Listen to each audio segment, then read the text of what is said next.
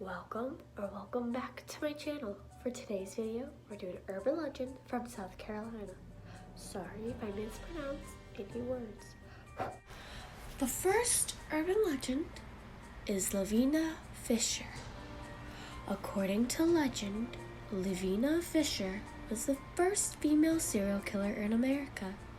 She and her husband, John, ran the 6 Mile House, a place for weary travelers to rest north of Charleston. Lavina would serve poisoned tea to her victims, who were usually wealthy men, then tuck them into a specific bed, a bed with a trap door beneath. With the pull of a lever, the body would fall into a pit beneath the house, where John would then rob their corpse. One night, a man named John Peoples stopped over and, after being invited to tea, discreetly dumped the cup into a nearby plant because he didn't enjoy tea, but was too polite to refuse. Finding Lavina and her husband creepy, John claimed he was tired and went to bed. While he sat in a chair by the door, he watched his bed collapse into the pit below the house. In terror, he leapt out of the window and ran straight to Charleston, where he reported everything to the police. They are said to have found all the bodies of Lavina Fisher's victims upon investigating. The Fishers were executed in 1820, and according to local legend, her spirit haunts the Charleston jail where she was hanged. The next urban legend is the Headless Century. During the American Revolution, a sentry for the British who was expecting returning soldiers was instead greeted by colonists led by General Francis Marion, famously known as the Swamp Fox, at a plantation outside Charleston. His head was cut off and his body staggered around before crumbling to the ground in a pool of blood. It's said that to this day, his headless ghost stalks the grounds of the former plantation. He is dressed as a British dragoon, and leaves a trail of blood behind him.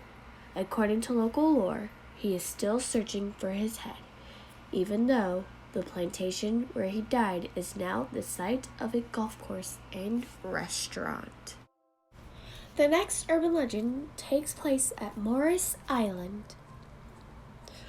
Before a battle in Charleston during the Civil War, a Union soldier named Wicks learned from a local woman that pirates had buried 6 treasure chests on Morris Island, with 2 of the chests being buried between 2 old oak trees in the woman's yard.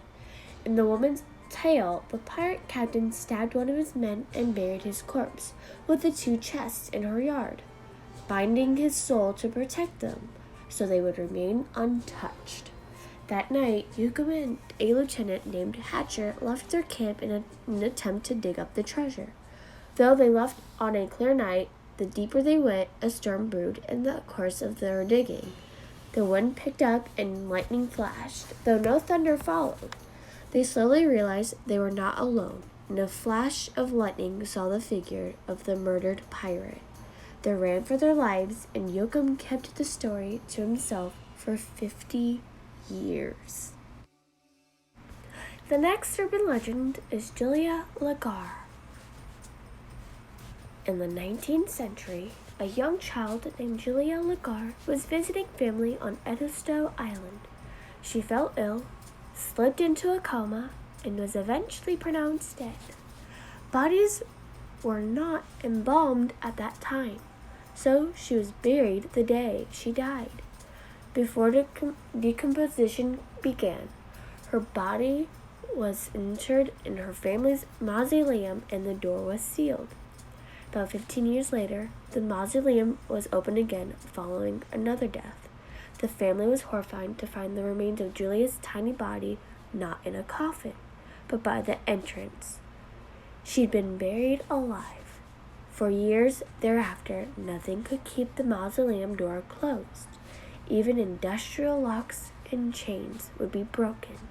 It is believed that Julia's ghost kept forcing the door open. Eventually, they gave up trying to reseal the mausoleum, and today, the door is just a piece of unsealed broken marble. It is believed that as long as the door remains open, Julia will be at peace. The next urban legend is called the Blue Lady. The old lighthouse on Hilton Head Island, South Carolina, is haunted by the ghost of a little girl named Caroline, though she is more often referred to as the Blue Lady. Her father, the lighthouse keeper, is said to have drowned in the hurricane of 1898. With no one else to keep the lighthouse's fires burning, Caroline took it upon herself, delivering oil to the top of the tower again and again until, finally, on one of her trips to the ground, the sea claimed her. Since then, many locals and visitors to the island say they've seen Caroline wearing a blue dress and searching for her father. It's said that if you drive by the lighthouse, you can hear her crying. She is also known to manifest right before hurricanes and during the fall hurricane season. The last urban legend is the Third Eye Man. The steam tunnels beneath the University of South Carolina are said to be home to a strange figure, a three-eyed phantom dressed in silver, who has been appearing around the university for more than 60 years. The first sighting occurred in 1949 when a student claimed to see a strange man in silver scuttle into a sewer entrance near the Longstreet Theater. A year later, a police officer reported a gray and terrified man with a third eye in the middle of his forehead crouched over a mutilated chicken. By the time the officer's backup arrived, the man had disappeared into the sewer. No one has ever found any physical evidence of this mysterious Third Eye Man, but he has been sighted numerous times over the years.